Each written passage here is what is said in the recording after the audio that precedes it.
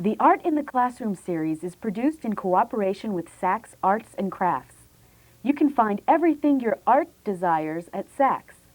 Art materials, equipment, and supplies, including hard-to-find items for painting, drawing, printmaking, ceramics, sculpture, and more.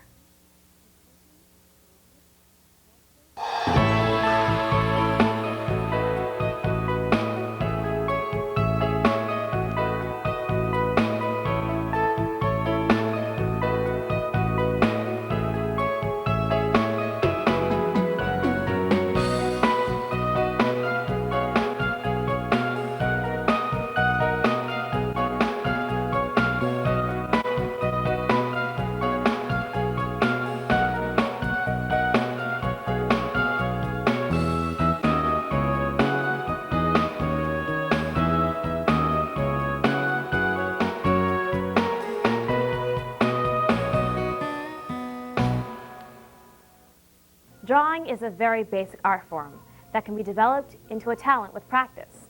Learning to use a variety of graphite and colored pencils is key for artists who want a wide range of lines and tones in their work. Hello, I'm Caress Frederick. Welcome to Pencil Drawing.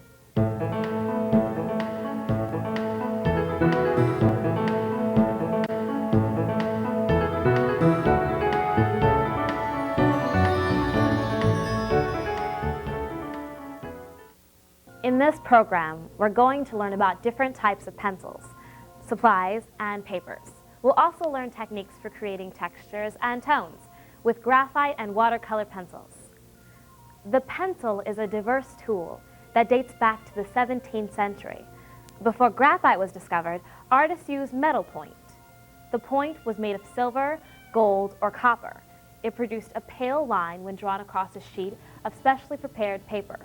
The pale line darkened over time. The first graphite pencil was made in 1662. Graphite pencils improved drawing because they were easier to use and more versatile than metal point. To give us an artist perspective, JoAnn Lowney will discuss this medium and show us how to draw with various types of pencils.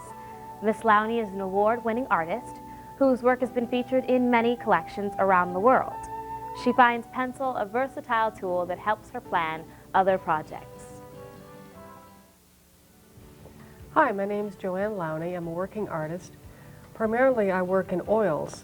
I also do etching, watercolor, and a lot of other different mediums. But generally I start every project with a pencil drawing. Sometimes I finish those pencil drawings into a nice finished graphite pencil drawing. I like pencil because it's so versatile. It's portable, it's clean, you can use it for any subject. I find that I can carry pencil with me anywhere I go and always be ready to do a little sketch. I also find that with pencil drawing, a long extended drawing will take you out of yourself and you'll find yourself relaxing and going into a different space, and you'll find something out about yourself as well as the subject that you didn't know before. Pencil drawings demand a certain care and sensitivity from the artist. To achieve the light, subtle lines and the dark tones, artists use different pencil grades. Soft leads produce bold, dark lines, while the hard leads create thin, light lines.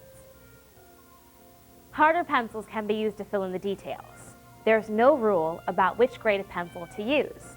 Most artists combine various pencil grades in a single drawing. There are many different grades of pencils, graphite pencils. Let's take a look at some examples. We have a really nice set ranging from H through B9. These drawings here are done generally with HB through a 3B. So that's right in the middle of that range. The other sorts of pencils that you could use are charcoal pencils, which have a softer lead. It's not a lead, it's charcoal. It's doesn't have the same waxy finish. It has a softer finish.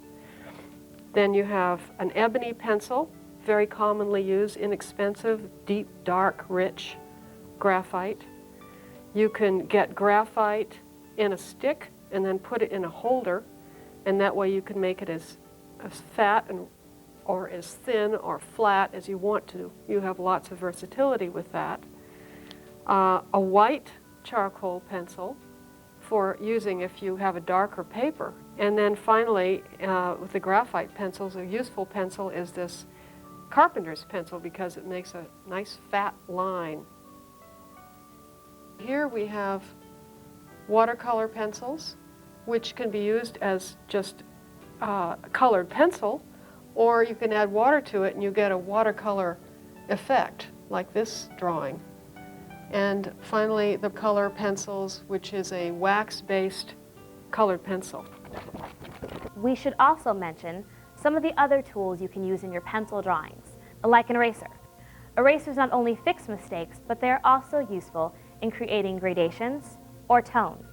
As an artist, you'll need to find out which tools will enhance your pencil drawings.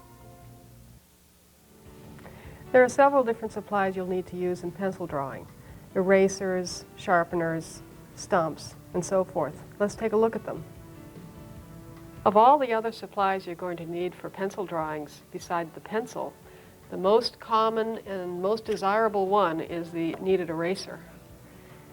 It's good because you can knead it and get it into the right shape for erasing a particular little line like that. You can keep cleaning it. Every time you knead it, you clean it.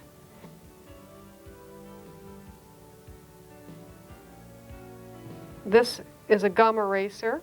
Neither of these erasers will tear up the paper, but you can also take it and make little pieces out of it and make it just the right shape again to erase something. I find this is a very effective one. The only drawback is that it makes little crumbles everywhere.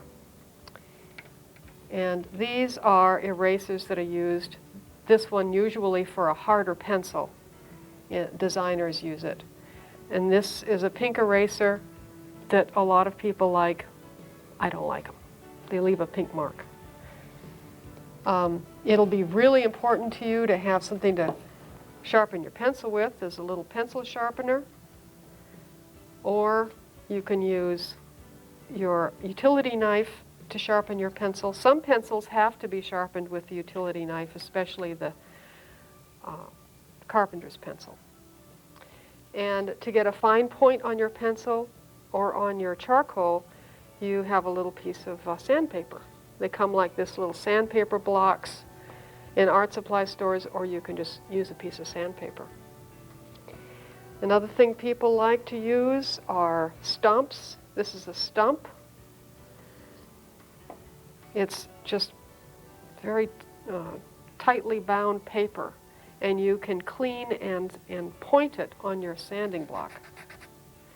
And finally, in that department is the tortillon, which is a very fine French tool. Both of these are for shading, or spreading your shading around, making it a soft shade. It's good to have some drafting tape. Drafting tape will keep your paper on the board so it doesn't move around. Especially if you're using tracing paper, you'll want to do that. Chamois skin is another way of cleaning the drawing and of using, instead of a stump, you use it for shading. And finally, I like to use, in a lot of my drawings, I like to finish it off with pen. This is a little set of very fine pens that go from a fat to thick line. The paper you select can dramatically affect your pencil drawing. Paper varies in thickness, texture, even color. The feel of your drawing will depend on the paper you choose.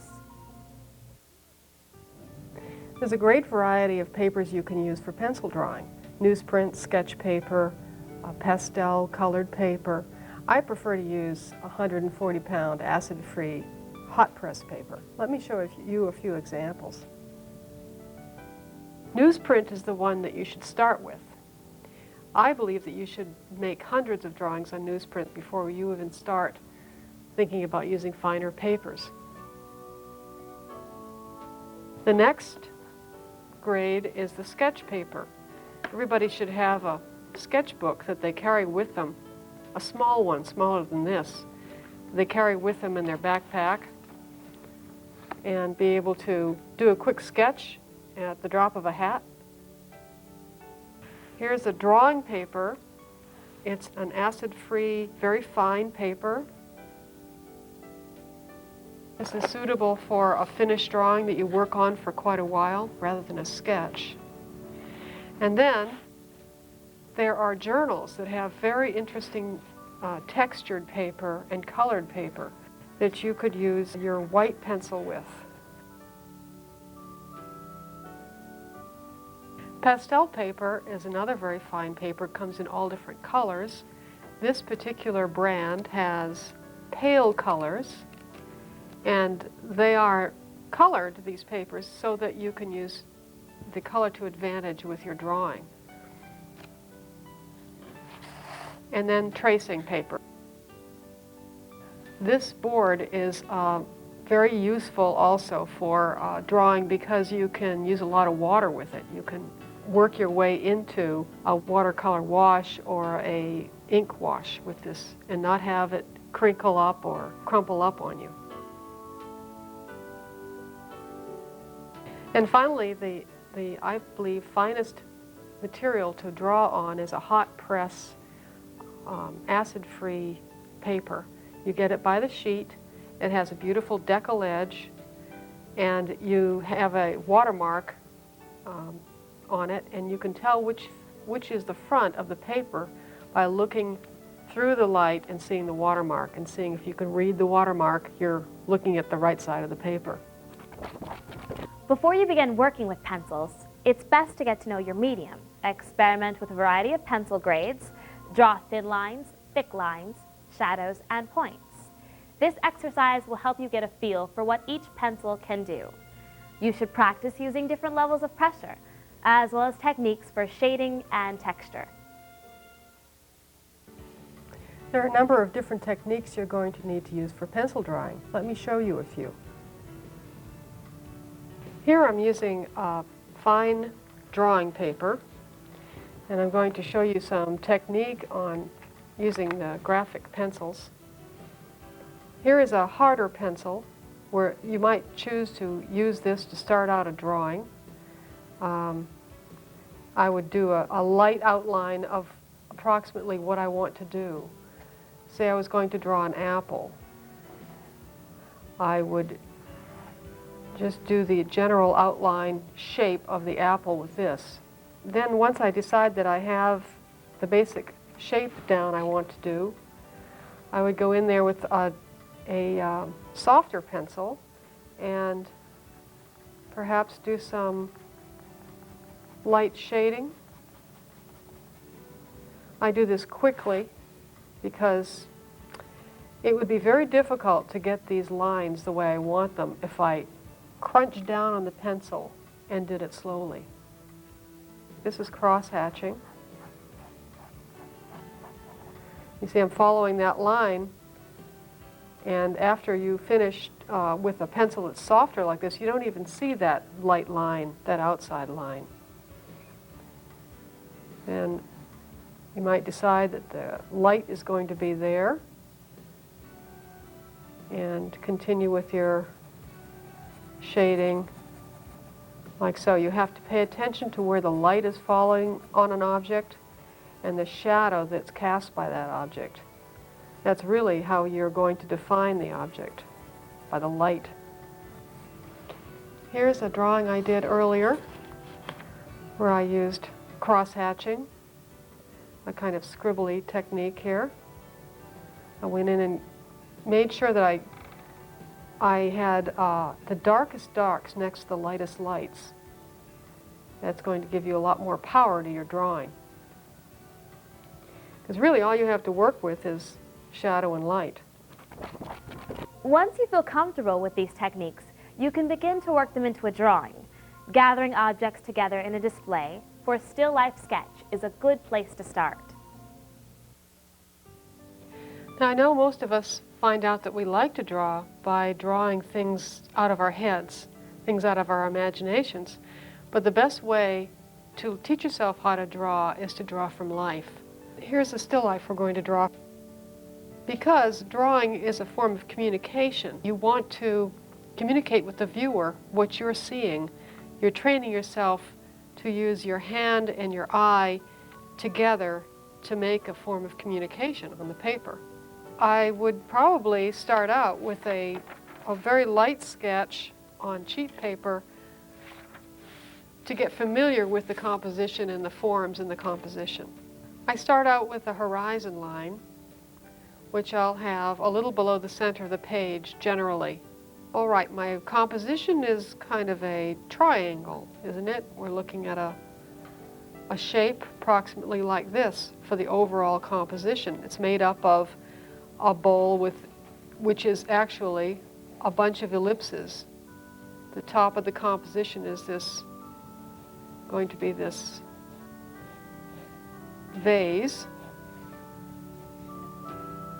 On my front of the table is a very important line also to establish. So it's about there. I've got 3 apples, which are elongated spheres. And here I'm just drawing right through lines to establish my shapes, so that there aren't any big surprises when I get onto my good paper. Now the light source is of primary importance to describe what you're looking at. You first always think about the light source. So it's coming from here, from right to left, and also over my shoulder. So there's the generalized idea. Now I can take that, keep it in my head, and start thinking about my good paper drawing. Just make very light exploratory marks. All right, as I'm doing this, I'm thinking, oh, this is going to be, my triangle is about, the peak of it's going to be about here. There's another little tiny ellipse forming the top of that jar. And the jar, you might help yourself out by making a line to establish the center of the jar. Now, if you have trouble doing the 2 sides of a thing the same, which is a very common problem, you can do one side, like so. And then you can take a piece of tracing paper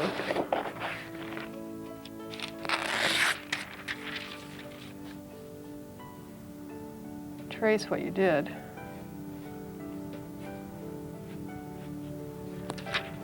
Turn it over for the other side, so you know your sides are going to be the same. And you get that to be, you can make a mark onto the paper with that by making yourself a bit of graphite paper with this. You can buy graphite paper, but you can make your own too.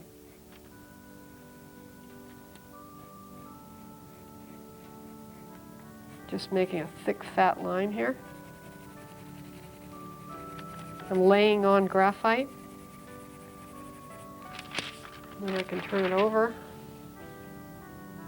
and trace it again, lightly.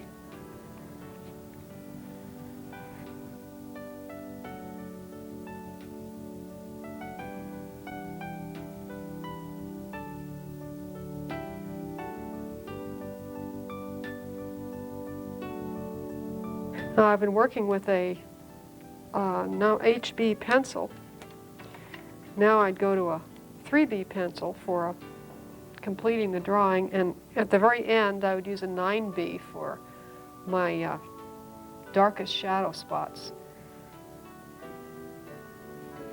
Now you want to figure out where your light is going to hit those apples and make those little bright marks.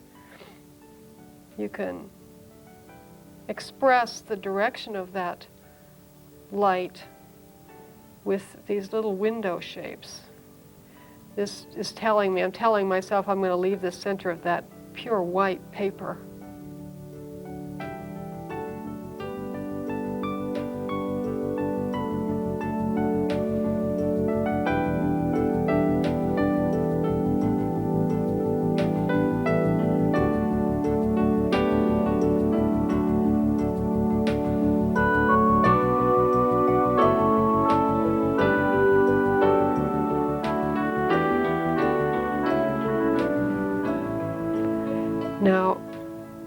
can go in there and with a stump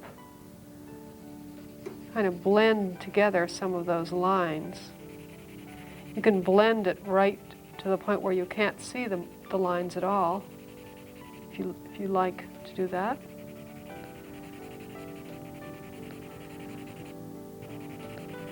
After you lay in all this light shadow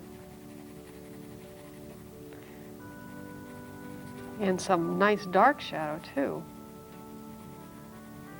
you can subtract out in order to create. For one thing, the reflected light, the tabletop is reflecting light back up onto the shadow side of the objects.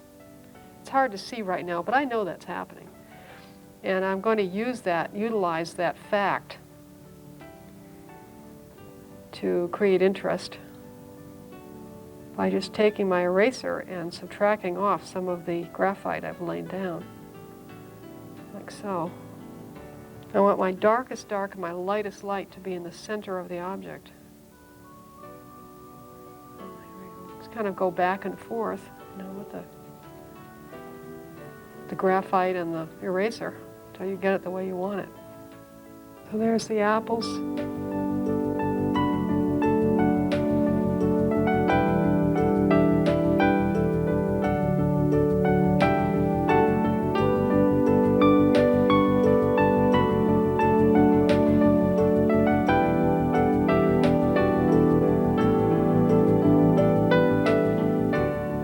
Working very lightly again, still over here with, I've ended up with this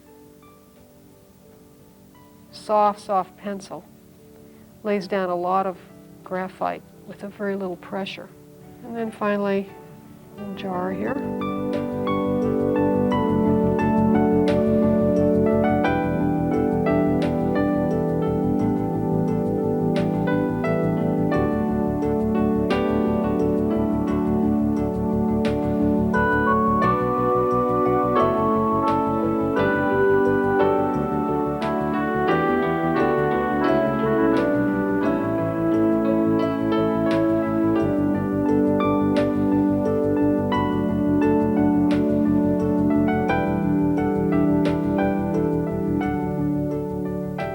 This is interesting, the two darknesses coming together.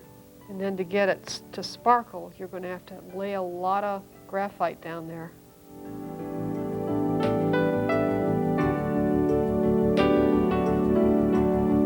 And when you're doing this kind of a drawing, it's called a sustained drawing. You're going to end up with a finished product.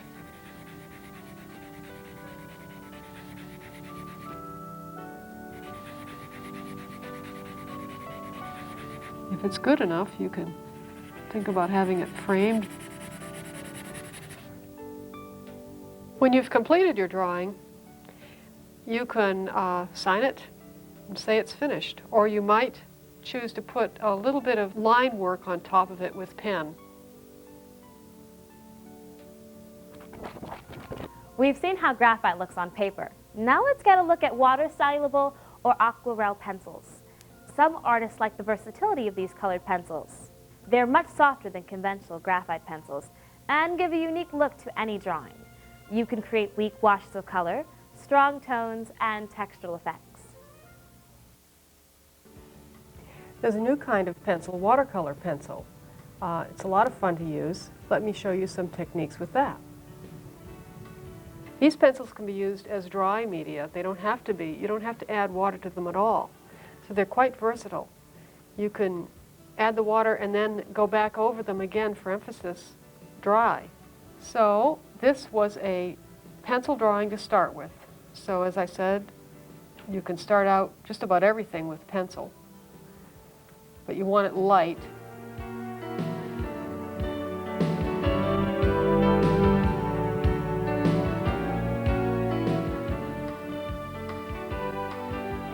And I find that a quick stroke is a good idea with this. If you rest the brush too long, you create a kind of a little well for the water to sit into. But a quick stroke will melt those brush strokes. Now you could, while it's wet, go in there and add some shadow. Be one thing you could do. You could do this later too. Come back in with the water again.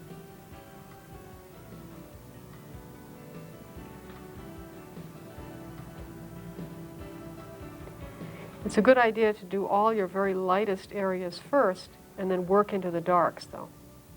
I'm just kind of scribbling it on here. I'm not paying any attention to the line.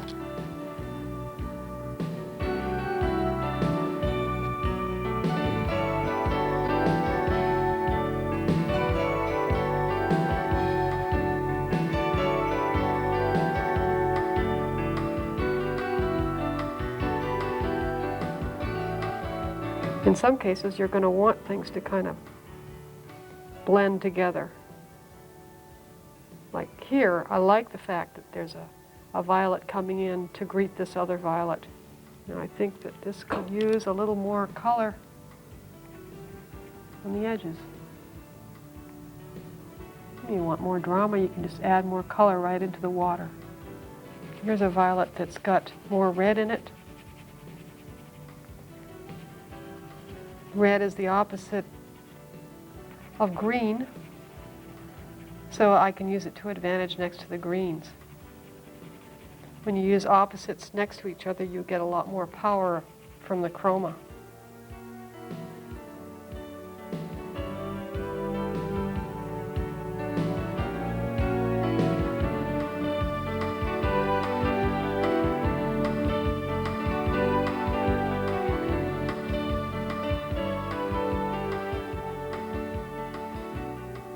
I've discovered how much fun it is to make these little watercolor drawings with the pencil.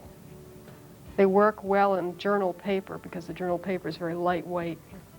Can't accept regular watercolor. You can leave it dry or you can add the water to it.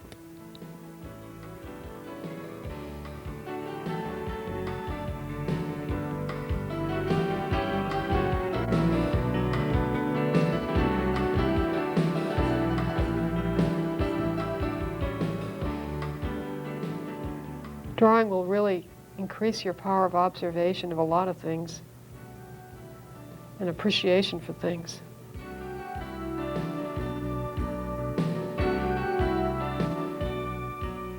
And this is what the completed drawing would look like.